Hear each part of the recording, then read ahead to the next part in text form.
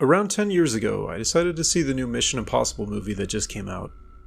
I didn't go with my friends, instead I had a random Thursday afternoon off work, so I went there by myself.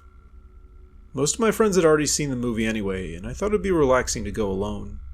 I went to the movie theater a few miles away from my house. It was big, but not super big. I think it had like 10 screens. Anyway, I got popcorn and a drink and didn't have to use the restroom until the very end. This particular theater had two main hallways leading off from the main lobby, and you could go from one hallway to the other through the bathrooms, at least through the men's restroom. The men's bathroom was one long corridor, starting with sinks near the doors, then urinals beyond that, and about 10 stalls in the middle.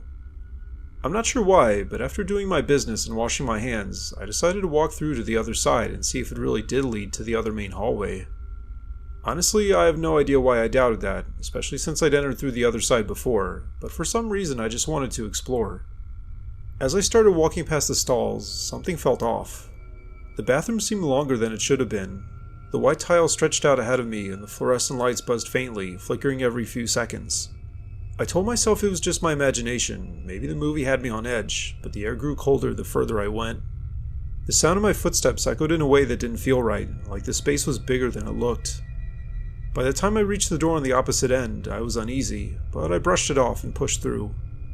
Stepping into the hallway, I expected to see the familiar setup, movie posters, a red carpet, and signs pointing to the screens. But for some reason, the hallway didn't look the same. Also, the posters on the walls were for movies I'd never heard of, Echoes of Silence and The Endless Corridor, with faded, eerie artwork that didn't look modern. The carpet wasn't red, instead it was a deep blue, and the swirling pattern seemed to shift under my feet like an optical illusion. My stomach began to drop, but I tried my best to stay calm. Maybe they just redecorated this hallway since my last visit. I decided to turn around and go back through the bathroom, but when I grabbed the handle to the door, it wouldn't move. I pushed harder, then slammed my shoulder against it, but it still didn't budge. It was as if the door had sealed shut behind me. That actually caused me to start panicking. The hallway was dead silent, no chatter, no footsteps, no distant popcorn machine hum from the lobby. I started walking, hoping to find someone, anyone, to explain what was going on. But as I passed the screening rooms, I noticed the doors were gone, just smooth, blank walls where entrances should have been. My heart pounded as I picked up my pace, turning corners that should have led me back to the lobby. Instead, every hallway looked the same, blue carpet, strange posters, and no exits. Then I saw him, a staff member standing at the end of the corridor. He wore the theater's uniform, a black vest over a white shirt, but he was facing away and standing perfectly still. "Hey!" I called out, my voice trembling. He didn't move though. I walked closer, my sneakers squeaking against the tiles. "Excuse me, can you help me?" When I was just a few feet away, I reached out and tapped his shoulder. He whipped around so fast I stumbled back, but his face, it was blank. No expression, just empty eyes staring through me. Before I could say anything, he turned back around and resumed standing there like a mannequin. I was now completely freaked out. I backed away, my breath hitching. The lights flickered again, and this time the walls seemed to pulse with them, inching closer for a split second before snapping back. I turned and ran, my footsteps pounding in my ears. At this point, I didn't care where I was going, I just needed to get out. But no matter how many turns I took, I kept ending up in the same hallway, with that same staff member standing there, staring at nothing. In a blind panic, I ducked into a screening room, one that somehow had a door when none of the others did. The theater was dark, but the screen glowed, playing a movie. I collapsed into a seat, trying to catch my breath. As my eyes adjusted, I realized what I was watching. It was me. Scenes from my life, my childhood home, my old job, but they were twisted. In one clip, I saw myself sitting in this very theater, but the movie version of me turned and stared directly where I was sitting, eyes black and hollow. My blood ran cold. Then the film cut to black, and white text faded onto the screen. To escape, find the door that isn't there. I shot to my feet, my mind racing. A door that isn't there? What the hell did that even mean? I stumbled out of the screening room and started searching the hallways again, running my hands along the walls, looking for anything unusual. The lights were dimming now, the air thick with a low hum I couldn't place. I kept going, checking every corner, every shadow. After what felt like hours, I saw it, a faint outline on the ceiling, barely visible in the flickering light. A door where no door should be. My pulse thundered as I dragged a bench underneath it and climbed up. My fingers found the edge, and I pushed. It swung open like a trap door, revealing a dark passage. With no other choice, I pulled myself through. I landed on my feet in the theater lobby, the real one this time. People were milling around, buying tickets and chatting. The lights were brighter, and the carpet was red again, just as I remembered it. I spun around, but there was no trapdoor above me now, just a smooth ceiling. My chest heaved as I staggered outside of my car, not daring to look back until I was driving away. When I finally glanced in the rearview mirror, the theater looked normal, but for a split second, I swear it flickered like a mirage. I got home and tried to convince myself it was a hallucination, a trick of an overtired mind. But when I shoved my hands into my pockets, I found a ticket stub. It wasn't for Mission Impossible though, it was for The Endless Corridor, dated to this day. I haven't been back to that theater since, and I don't think I ever will be. Whatever that place was, it wasn't just a building, it was something else, something that bends and stretches beyond what we're supposed to understand. And I get the sense that it's waiting for the next person to walk through the wrong door. One time during summer break, I went with my best friend Jeremy to his grandma's house. Jeremy's grandma was one of those chill, boys will be boys grandparents, and basically let us do whatever we wanted, as long as we didn't hurt anyone or get in trouble. She also lived a few blocks away from this killer skate park, and Jeremy and I planned to record footage on our phones and use it to make a video.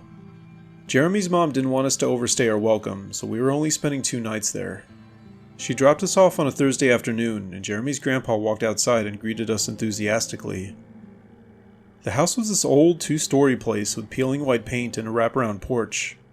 Inside, it smelled like mothballs and cinnamon, and the hardwood floors creaked with every step. Grandma shuffled out of the kitchen, wiping her hands on an apron, and gave us these big, warm hugs. "You boys make yourselves at home," she said, pointing us toward the guest room upstairs. We tossed our backpacks onto the twin beds, changed into our skating clothes, and headed out to the skate park, boards tucked under our arms. The skate park was everything we'd hoped for: smooth concrete ramps, a deep bowl, and a couple of tunnels perfect for tricks. A handful of kids were already there, but it wasn't crowded. We spent the whole afternoon filming each other grinding rails and attempting kickflips, the summer sun beating down on us. By the time we trudged back to the house, our shirts were soaked with sweat and the sky was turning orange. Grandma already had dinner waiting, spaghetti and meatballs with garlic bread on the side. We scarfed it down while Grandpa told us stories about his days as a truck driver. After dinner, we crashed on the living room couch, scrolling through our footage until our eyes got heavy. It was only on the second day when things started to get weird. We'd gone back to the skate park that morning, determined to get some better shots. The place was quieter than the day before, just us and the hum of cicadas in the distance. We were messing around near one of the tunnels, a short concrete tube barely tall enough to crouch through. Jeremy wanted to film me skating through it, so I dropped in, the sound of my wheels echoing off the walls. It was supposed to be a quick run, maybe 10 feet from one end to the other, but as I rolled through, the tunnel didn't end. Instead, the light from the entrance faded behind me, and the air turned cold like I'd rolled into a freezer. My board kept moving, the sound of the wheels growing louder and sharper. I hunched lower, expecting to see daylight any second, but the tunnel just kept going. "Jeremy?" I called out, my voice bouncing back at me. No answer. I slowed down, dragging my foot to stop, and that's when I realized the walls weren't concrete anymore. Instead, they were smooth, almost glassy, reflecting my silhouette in a way that made my stomach twist. I turned around, figuring I'd just head back, but the entrance was gone. Behind me was only more tunnel, stretching out into darkness. My heart started pounding. This didn't feel real. I grabbed my phone from my pocket, no signal of course, and the flashlight barely lit up anything. "Okay, stay calm," I muttered to myself, picking a direction and walking forward, my board under my arm. The tunnel seemed to slope downward, though I couldn't tell how steep. After a few minutes, I saw a faint glow ahead and picked up my pace. When I stepped out, I wasn't at the skate park. Instead, I was standing in what looked like a parking lot, but it was massive, way bigger than anything in that small town. Rows of empty spaces stretched out in every direction, the lines faded and cracked. Overhead, the sky was this dull grayish color, like it was about to rain but couldn't decide. There were no cars and no people, just silence except for the faint hum that seemed to come from everywhere and nowhere all at once. In the distance, I saw a building, a squat brick thing with no windows. Something about it automatically felt wrong, like it didn't belong there. But something else also compelled me to start walking towards it, my sneakers scuffing against the asphalt.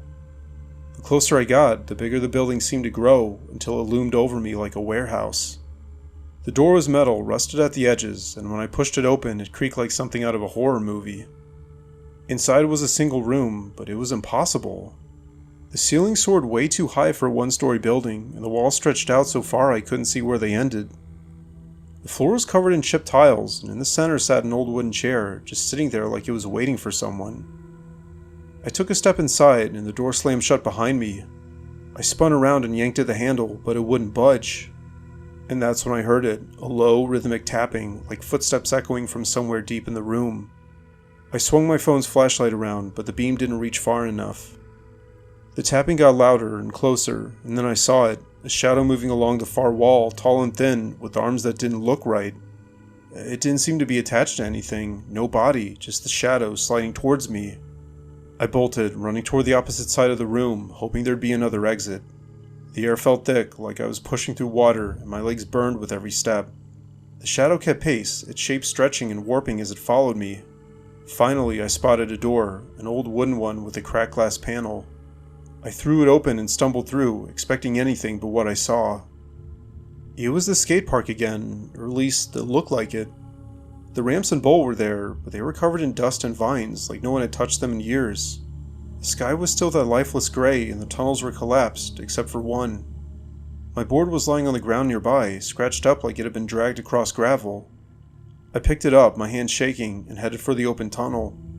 The tapping started again, faint but growing, but I didn't look back. I ducked into the tunnel, running this time, the walls closing in tighter than before. The sound of my breathing mixed with the echo of my footsteps, and just when I thought I'd never get out, I saw the light ahead. I burst through, falling onto the hot concrete of the real skate park, the one we'd been at that morning. Jeremy was standing there, staring at me like I'd lost my mind. "Dude, where'd you go?" he shouted. "You were in there for like 2 seconds." I tried to explain, but the words caught in my throat. My phone said I'd only been gone a minute, but my legs ached like I'd run a marathon, and my board had those scratches I couldn't explain. We grabbed our stuff and booked it back to Grandma's house, the whole way feeling like something was watching us from the shadows. That night I barely slept, and when we left the next morning, I kept my eyes on the skate park as we drove past. It looked normal, but I knew better.